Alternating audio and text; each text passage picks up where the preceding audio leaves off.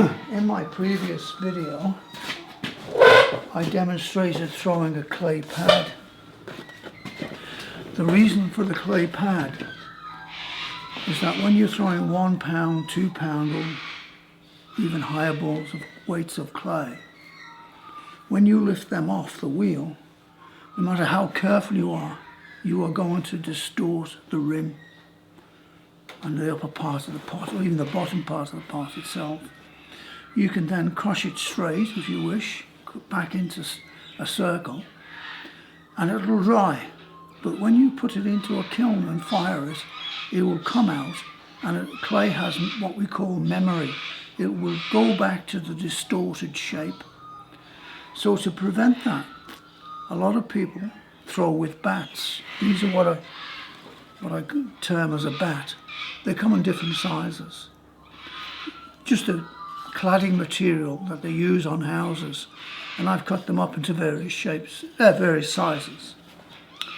Now, as I say, I threw in the previous video a clay bat, and I've let it dry. Now,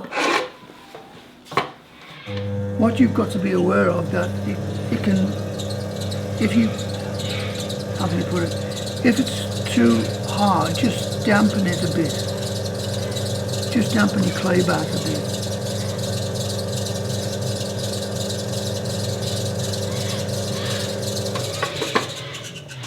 The beauty of the bat is that, of the clay bat, is that you don't have to drill into your wheel head. And as I say, there are various sizes. This morning I'm going to be using this size for 2 pounds of clay. But I use various sizes.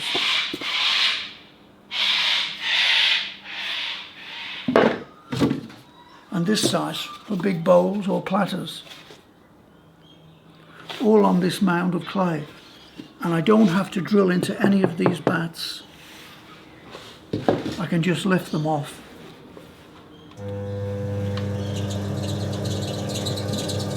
Now I'm just reaffirming the grooves in each ring. And remember from my last video, I've created a groove here.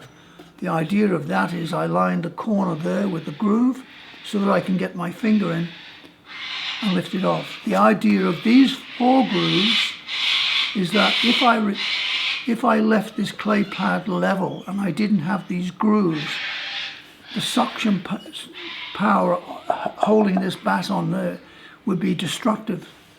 I would have to use so much force getting the bat off, the whole pot would shake and rattle. Well, not rattle, but cause distortions. So I create grooves in the pad, and then I create a crater within the groove so that you can then lever it off.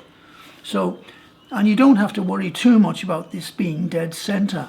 The clay pads is fine. All you do is line up your groove with your corner, like so, and just roughly with your fingers gauge the center, roughly, just a bit, so they're roughly equal, and then just do that. That's all you do, just do that. Just, as I said before, just a minimum of water. Same thing again, 2 pounds of clay, not in center, just push it slightly or clap it. That's all you have to do. Right, now again, slurry, mainly slurry. This is not, I've done a previous video on throwing 2 pounds of clay on the wheel head. This is not so much a lesson as throwing 2 pounds of clay, it's more the advantages of throwing on a clay pad.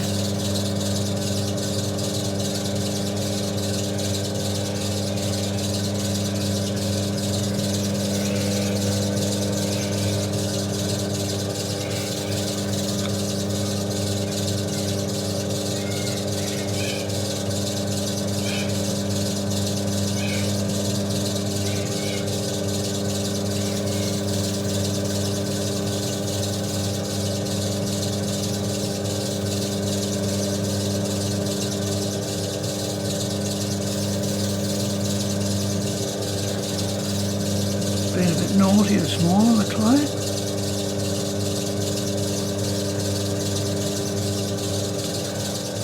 This clay off.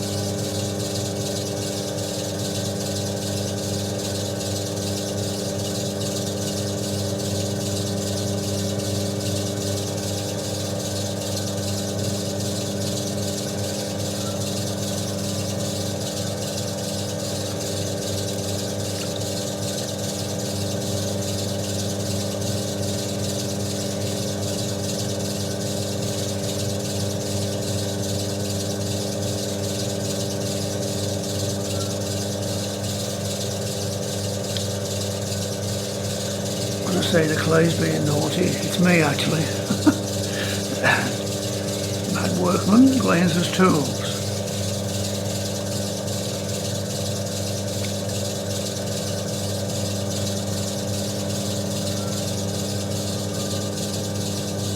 Again, I'm throwing with the fingerprints of my fingers, not the fingertips.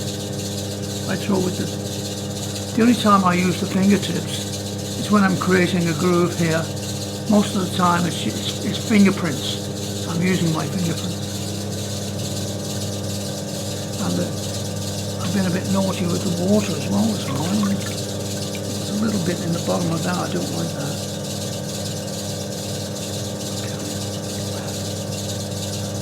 Okay. Notice tapering in.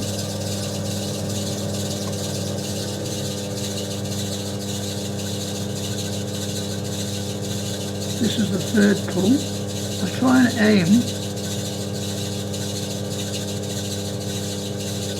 aim for 3 pulls. And from the third pull I would shape it then into whatever I wanted to make it into. But this isn't a demonstration on shaping or the utility of the pot. What this is just a demonstration of the benefits of throwing on a clay pad.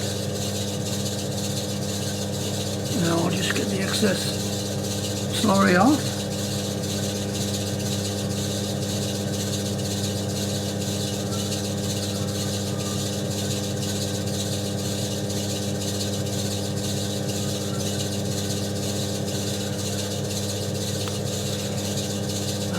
Yes, maybe a bit more, maybe a bit more.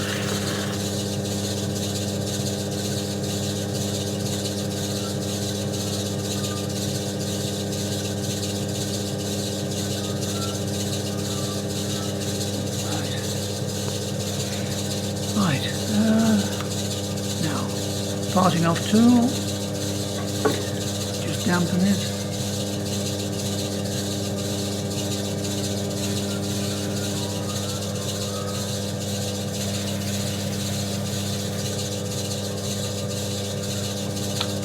What you might notice, I always leave a sort of a clay, when I cut into the parting off tool, it lifts this edge up here, and I quite like that on the base of the pot. So that's just a habit.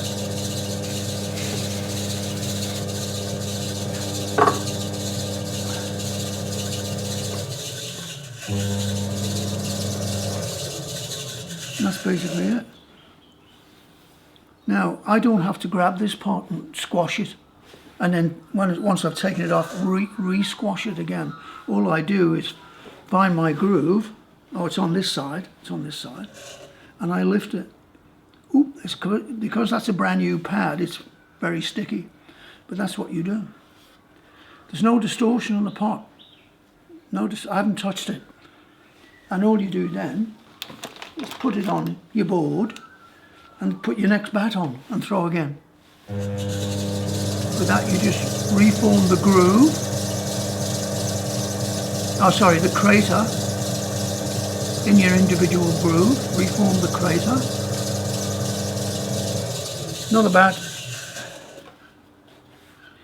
There's my groove here. Fingers, check the distance roughly, just roughly. because you're only going to throw in this part of it here, not on that part. And you just hit it.